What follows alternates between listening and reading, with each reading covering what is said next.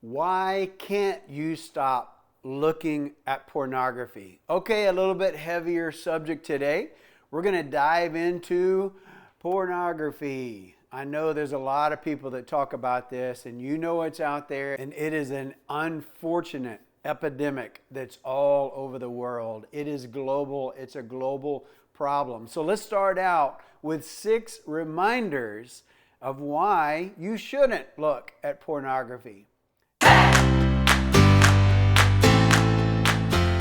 Number 1, it's addicting. No matter how many people tell you it's addicting, until you've experienced it, you don't realize how addicting it can be. It does release endorphins into your body. It's an adrenaline into your body. You've got complete control of things. It's euphoric, so to speak. And you will seek that. And something chemically in your body will make you dependent on that feeling. So that, coupled with just the naughty nature of looking at pornography, is very addicting. So as a child, you might learn that drugs are addicting or that alcohol is addicting, and you stay away from those things because of that reason. You don't want anything addictive in your life that you can become dependent on. Prescription drugs are addicting. You stay away from those. Well, in the same way, we need to teach ourselves that pornography is addicting. And sometimes some people will argue that it's even more addicting than some of the toughest drugs out there because of that control and because of that euphoria, and because it seemingly is a victimless crime where you have that added factor of I'm not hurting anybody. You've got that added feeling. So it is addicting. Let's call it what it is. It's very addicting. Stay away from it if you can. If you're in the middle of it, I'm going to help you figure out why you can't stop, and maybe some ideas on how you possibly can.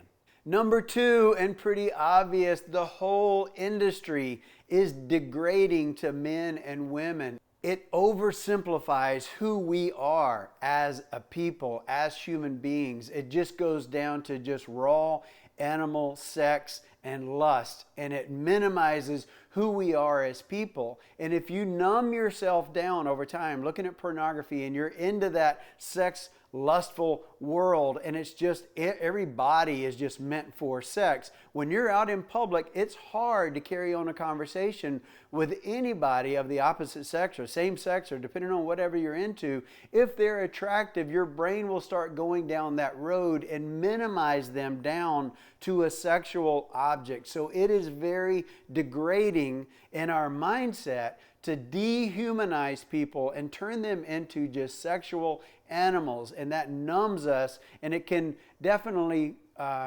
taint our view of people and relationships and the value of communication and serving others and just loving others in a true, pure way as people.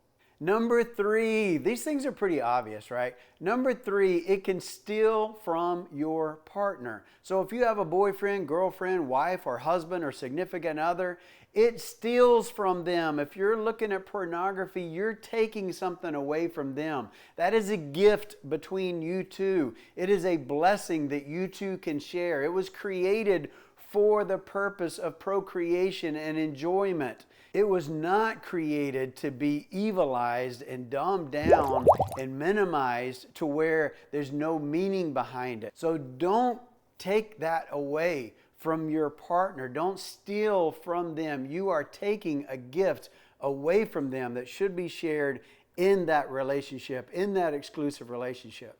Number 4, it can cause other people to fall. Because if you're not that voice helping other people, you're almost helping them fall. If you're not reaching back into your kids, if you're not reaching into your friends, if you're not talking to the people around you about the dangers of it, then you're kind of almost supporting it. If they are confessing to you, or they have a problem, or it comes up and you don't correct them, or you're not in a position where you can help them and give them wise counsel, then you're kind of helping them along. You're causing them to fall.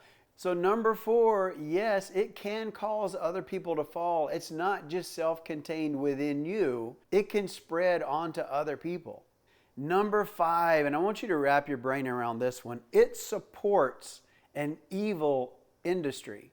When you watch, when you support, when you're there, when you give that view, when you validate any ads that come up, people that pay money for ads for that audience, the billions of people, you're a contributor to that. So when you view and your view gets counted, it's your time on your computer, on your phone, that view can support that industry. Guess what happens to pornography if there's no viewers?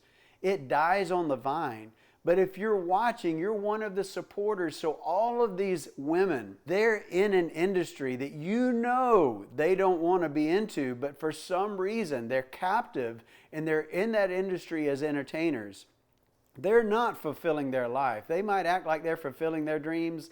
In their hearts, they're not. A lot of them are on drugs or have to take mind-altering things to be able to get them in the zone to be able to perform like that. They're trapped. They're held captive. And guess what? You are contributing to that. To look at this as a mindset of, if I watch this, I'm supporting this. I'm causing that girl to be in this situation. I'm one of the contributors, one of the fans out there applauding for the movie to make these people make more and more of what they do and to get more and more young ladies and young men into this industry and take them away from what life is really about. So don't support this. Number 6, and this is for you if you're a Christian or a believer, if you've got religion in your life, it draws a line, a wedge between you and your Creator. So the God that you serve, the God that created you not to be this type of person, not to sin, and He wants the best and good for you. If you do this and you're sinning and you're driving that wedge, then your relationship with God gets separated. Your relationship with the Creator gets divided and separated and compromised. Don't drive a wedge between you and your Creator with this sin. Okay, let's now talk about the 3 reasons why you can't stop looking at pornography. And then I'm going to show you how you possibly can stop. Number 1, access. If you didn't have access to pornography, you couldn't look at it. Back in the day, when you had to sneak into a convenience store and hope nobody saw you and try to buy a magazine, that was about your only access. Or if you had an uncle or a dad who was into pornography, you might have very limited access to some magazine that they had laying around. Today, access is wide open. Anything you want to see, any type of anything that you're into, the internet gives you complete unbridled access to whatever you want, and it's immediate access right at your fingertips. That's a tough one, and you can try to block it. You can try porn blockers or internet filters. There's always a way around that because the access is so strong and it's so available. So number 1, access. That's why it's hard for you. Number 2, privacy. We all have the availability of privacy to ourselves. It's not like something that we go on a bus or we're in the library or we're in a public situation at work looking at pornography and we got a crowd walking around us. We're in the lunchroom, in the cafeteria, and we got pornography going on our computer. That's not how it happens. It's always in privacy, usually one-on-one, totally secluded, all by yourself. Well, guess what? You can't take privacy away from yourself. You're always going to have the opportunity to sneak away, to get away, to be by yourself. And that's when the temptation starts triggering in. So having the complete access is number 1. Number 2, having the privacy and the time to be able to access, that content that's out there available, makes it super impossible for you to ever quit. If you were ever in a situation where you had no privacy, guess what? Pretty easy to stop because you wouldn't have an opportunity to look. But that's not the case. You can't take away privacy from yourself. Number 3, the reason why you can't stop is because of anonymity. You you have the availability to you to cover your tracks. So you can go on the internet, you can do whatever you want to do and delete your browsing history, wipe it clean as if it never happened. It's just very easy to wash your hands of it and move along, and you leave no trail, no tracks, nothing that somebody can find out. That anonymity is the third and final factor of why you can't stop. But guess what? The good news is anonymity is the only one of the three that's controllable. Access, you can block it, but it's a patch. There's always a way around it. Number two, privacy. You will always have privacy and the availability to get by yourself to be tempted. Three, anonymity. You can take that away from yourself with accountability. You need to, if you're serious about ever stopping this pattern, this addiction that you may be into, or you need to help a friend, you need to help them get through it, tell them these three things.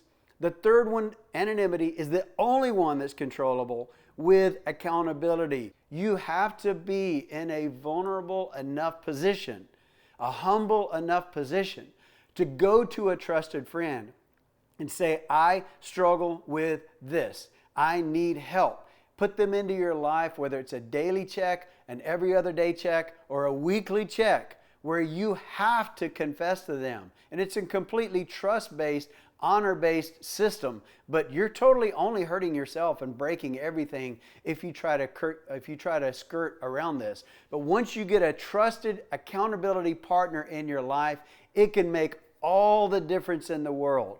So seek that person out, seek that accountability out, seek that trusted friend out who's never going to share your secret but will be there for you to help you through it and help you beat this. And beyond that, I'm going to give you one final thing.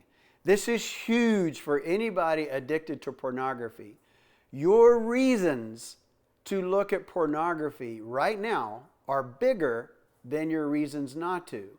You need to figure out how to balance that out. You need to do a mind shift where you've reprogrammed your brain where the reasons not to are heavier and bigger than the reasons to. The reason you allow yourself is because the reasons to, I don't have a partner that's into me, or I don't have a partner at all, it's not hurting anybody, it's private. You can come up with all these reasons why.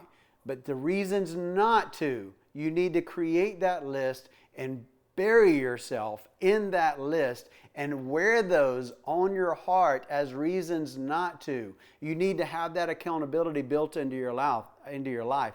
That's certainly a huge reason not to, because you don't want to come crawling into your friend's presence and say, I did it again, I fell again. That gets old after a while. You've got to get through this. So your reasons not to need to outweigh your reasons to, and that's another huge way you can stop. So stop asking yourself, why can't I stop looking at pornography, and start doing something about it today.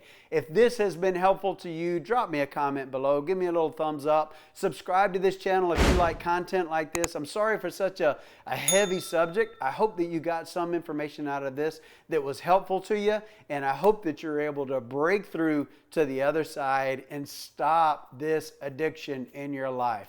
Have a fantastic day. We'll see you next time.